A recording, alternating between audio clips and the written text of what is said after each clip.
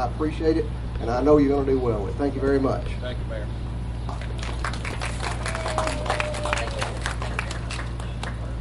As I noted a moment ago, we've been thinking about this for several years now. Since 2005, I go back to some notes that I had about this, and then when this opportunity came up to develop it right here within the village in this little store here, that we wanted to take advantage of that, and started about 6 or 7 weeks ago with this. I've had some folks working very, very hard to make this happen and so quickly. But let me just give you a little bit of background. If you look at our logo that we've developed, a young man here in town named Brian Flasher developed this for us. And the logo, if you look at it, it says Music Highway Crossroads.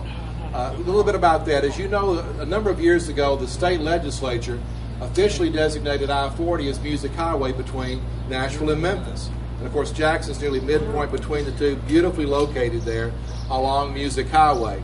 And then a couple of years ago, the state legislature, led I think by Jimmy Eldridge among others, decided to designate Highway 45 between Jackson and Corinth as Rockabilly Highway. So here we are at the crossroads of music and rockabilly highways, thus the name Music Highway Crossroads. And then we're trying to honor a number of different kinds of music that has a great legacy here in West Tennessee. Our tagline is Legendary Tennessee Delta Music. And if you look at that legendary Tennessee Delta music, the Mississippi Delta has its music and its mystique. There's no reason why Tennessee can't do the same with this. And so we're honoring the music and the music makers from all across West Tennessee. They're born here, raised here, lived here, that made this music. And it's just an incredible number of musicians that did that if you start looking into it. And then we're honoring early rock and roll, so we bring in Elvis and Memphis. We do rockabilly, and of course we've got Carl, Mr. and Mrs. Carl Mann here. Where is Carl? Music legend in his own right here, and he's here along with W.S. Holland. W.S. is going to say a few words here in a minute. We're so great to have you and Joyce here too, W.S. But thank you both very, very much for being here. The wonderful music you've given us through the years. We appreciate that very much. But you got rockabilly, and then you got gospel, both black and white. Gospel that we're going to be highlighting here in the museum.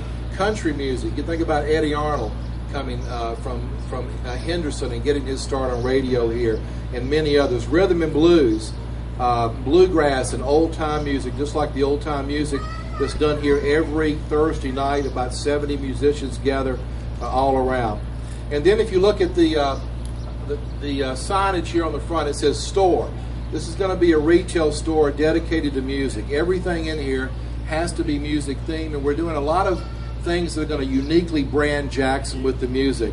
And then you see stage. Now, we have a stage, but now, thanks to W.S. Holland, we don't have just a stage, any old stage. We got a very special stage that he brought to us a couple of days ago.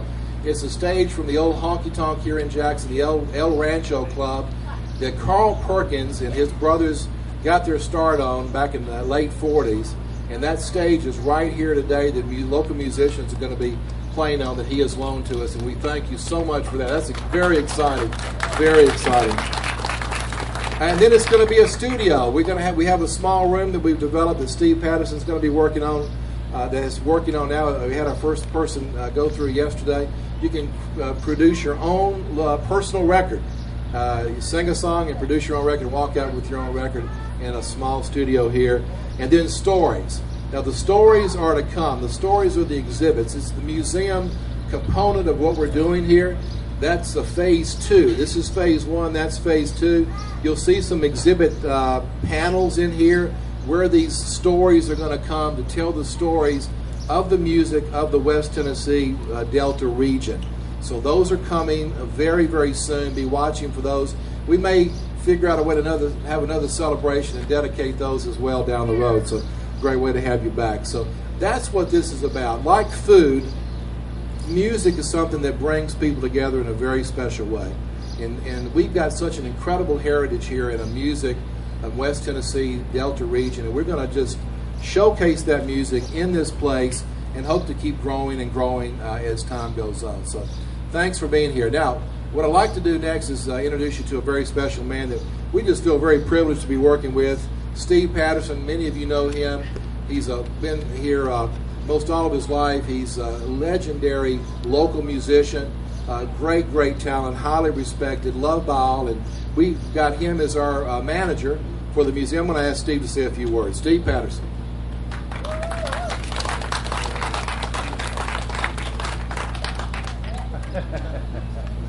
Thought I was going to have to wear the ribbon there for a moment. I'm real grateful to be here today and to be working for Clark and the family. There's no one better in Jackson to work for. They've treated me like family from day one, and I really appreciate that. What we've got here is something that we hope brings honor, number one, to our Heavenly Father, and also brings honor to the people who've gone before us and created the music in West Tennessee and made West Tennessee music what it is today, and it's some of the best that there is in the world. And the world will tell you that, because there's people who come here from all over the world and they want to hear about West Tennessee music. And it's not just rockabilly, it's a lot of other things too. The most recorded Motown keyboard player was from Jackson, Tennessee. Luther Ingram was from Jackson, Tennessee. There's so many more that were from Jackson, Tennessee, that we need to give them honor. And not only give them honor, but carry this honor to the young people. And that's one of our missions and one of our ministries, is to be able to give them what these people gave us and to carry this through. Clark, I want to thank you. I want to thank all of you for coming.